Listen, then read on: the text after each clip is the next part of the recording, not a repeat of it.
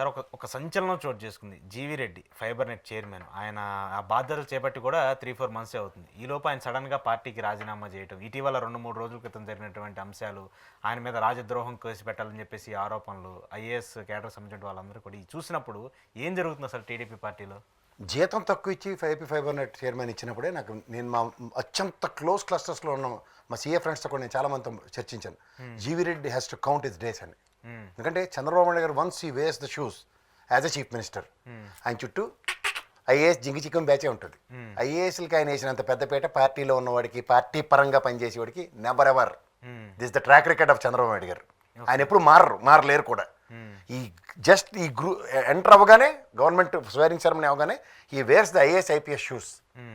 అంచేత పార్టీ పరంగా ప్రక్షాళన, పార్టీ పరంగా ఒక వ్యక్తి ఒక టాలెస్ట్ పర్సనాలిటీ కింద నిలబడదాం అని ప్రయత్నిస్తే కమ్యూనిటీ పరంగా కూడా ఎదగనివ్వరు అతను.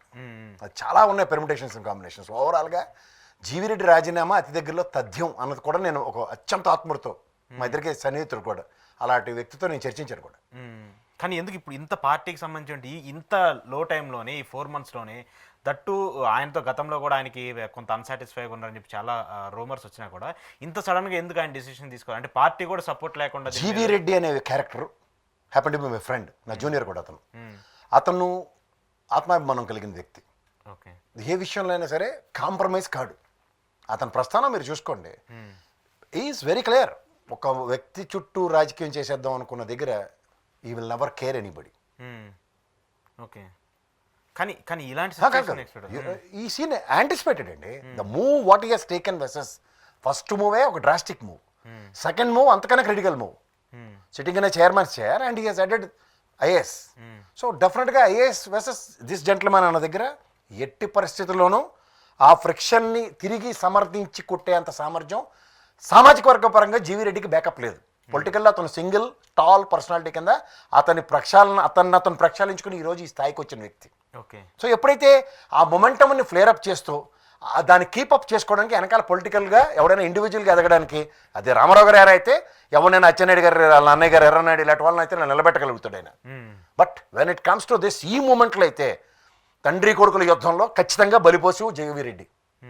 ఇది తండ్రి కొడుకుల వ్యూహం అనుకోవాలా, ఓన్లీ కొడుకు వ్యూహం? ఖచ్చితంగా ఇది చంద్రబాబు గారి వ్యూహపరంగా ఆయనకు వచ్చింది తప్ప is not on the battle of Lokesh గారి టీంలో అయితే లేడు నాకు తెలిసినంత వరకు. లోకేష్ తో క్లోజ్ అసోసియేట్, చాలా గట్టిగా, very good association. I'm not saying that is not a controversial person, but straight line method opt చేస్తాడు.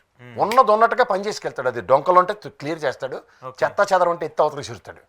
సో వెన్ అతను సింపుల్ అండి, ₹1 రెవెన్యూ నేను జనరేట్ చేయలేనప్పుడు అతని జాబ్కి అతను చేసిన జస్టిఫికేషన్ చూడండి. స్పాన్ ఆఫ్ నో టైం, నవంబర్లో తీసుకున్నాడు swearing in ceremony. November, December, జనవరి లోపున రెవెన్యూ జనరేట్ చేయలేనప్పుడు ఇంకా దేనికి? అతని చదువు కానీ, అతనికి ఉన్న సంస్కారం కానీ, అతనికి ఉన్న స్థాయికి కానీ అసలు డెఫినెట్గా అతను ఈల్డ్ అయ్యే పర్సనాలిటీ కాదు. What are the obstacles for this అన్న దగ్గర ప్రక్షాళన చేశాడు. ఎవడైతే అవరోధంగా ఉన్నాడో అని వేలెత్తి చూపించాడు.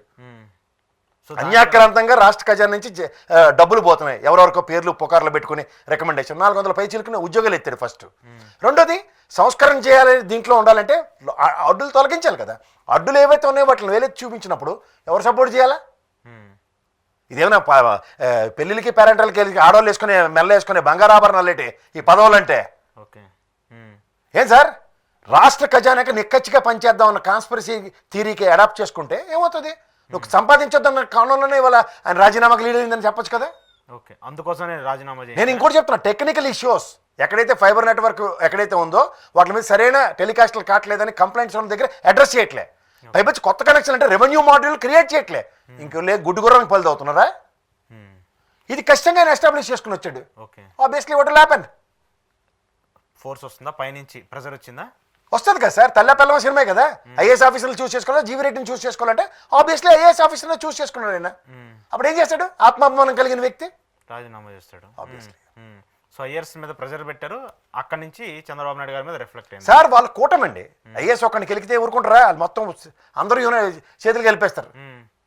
But he is a public representative, he should to work for public కదా. అదే కదా, ఇప్పుడు ఒక ప్రజాప్రతినిధిగా కానీ ఒక కార్పొరేషన్ చైర్మన్ స్థాయి కలిగిన వ్యక్తే వేలెత్తి చూపించగలిగాడు అన్నప్పుడు వ్యవస్థలో అధినేతలు ఉండి ప్రక్షాళన ఏ విధంగా చేయొచ్చో మీరు చెప్పండి. చేస్తున్నారా లేదన్నదే ప్రశ్న. ఓకే, ఇప్పుడు అలా జరగట్లేదు. అలాంటి దాంట్లో ఇలాంటి ఒక వ్యక్తి బలయ్యాడు. ఆబ్వియస్లీ బలవుతాడు. సో చేయలేదని మొదట ఫస్ట్ లిస్ట్లో ఇవ్వకుండా వివక్షకు గురి చేశారు. తర్వాత బలవంత బ్రాహ్మణత్వంలో బలవంతాన్ని తీసుకొచ్చి దీనికి ఇచ్చి పెద్ద పోస్ట్ అని చెప్పి జీతం తగ్గించినప్పుడు నేను మొదట్లో చెప్పాను, ఇక్కడే విశ్లేషించాను. అవును అవును జ్ఞాపకం ఉందా? అవును. సో అదే రిఫ్లెక్ట్ అయింది ఆయన ఆబ్వియస్లీ. ఆయన మనోభావాలని ఆయన తగ్గించుకోకూడదని చెప్పేసి ఆయన రిజైన్ చేసాడు గ్యారంటీగా. ఇక్కడ మళ్ళీ మీకు చెప్తున్నా, ఒక వరలో 2 కత్తులు ఎమడవు. తెల్లా పెల్లమ్మ సినిమా ఎప్పుడైతే వచ్చిందో options will be chosen. Okay, ఎవరో ఒకరిని చూస్ చేసుకోవాలి అంతే. అయితే ప్రభుత్వానికి అట్టి వరుసలో చంద్రబాబు గారు ఐఏఎస్ని బ్యూరోక్రాట్స్ని చూస్ చేసుకుంటాడు. దాంట్లో ఇలాంటి పార్టీకి లాయల్గా ఉండే వ్యక్తులను చూస్ చేసుకోరు. లాయల్టీ అనేది సార్ ఒకటి మీకు చెప్పన, ప్రతి నిమిషం ఒక వ్యక్తి తను ప్రక్షాళించుకోబట్టే ఆ స్థాయికి వెళ్ళగలిగాడు. డెఫినెట్గా he is very voiceable person in TDP. ఎందుకంటే ఆయనలాగా సబ్జెక్ట్ పరంగా కావచ్చు ఏది మాట్లాడినా కూడా సబ్జెక్ట్ కన్ఫైన్ అయ్యి మాట్లాడి రేరెస్ట్ అధికార ప్రతినిధులు ఇది వన్ అమాంగ్ ఇట్. అవును, అది నేను ఖచ్చితంగా చెప్పగలను. నేను చాలా గర్వపడుతున్నా అతను నా ఫ్రెండ్ అయినందుకు. సీరియస్లీ.